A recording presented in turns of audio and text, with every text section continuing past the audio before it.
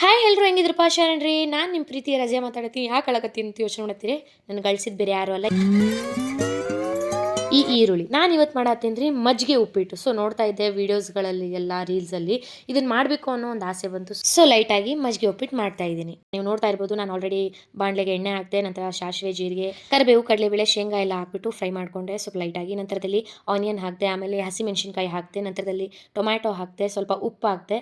So ಅದು ಬೇಯ್ತಾ ಇದೆ. So ಮೊಸರನ್ನ ತಗೊಂಡು ಮಜ್ಜಿಗೆ ಮಾಡ್ಕೊಂಡ್ಬಿಟ್ಟು ಆ ಬಾಣಲೆಗೆ ಹಾಕಿದೆ. ಸೊ ಕುದಿ ಬರ್ತಾ ಇದೆ ಲೈಟಾಗಿ. ಅದೇ ಗ್ಯಾಪಲ್ಲಿ ಸೊ ಬೋರ್ ಆಗ್ತಾ ಇದೆ. ಸ್ವಲ್ಪ ಬಾಡಿಗೆ ಏನಾದರೂ ಪ್ರೋಟೀನ್ ತಿನ್ನೋಣ ಅಂತಂದು ಹೇಳ್ಬಿಟ್ಟು ಏನೋ ಯೋಚನೆ ಮಾಡಿ ಒಂದೆರಡು ಎಗ್ನ ಬಾಯ್ಲ್ ಮಾಡ್ಕೊಳ್ಳೋಣ ಅನ್ನೋ ಅಷ್ಟರಲ್ಲಿ ಸೀನ್ ಬಂದ್ಬಿಡ್ತು.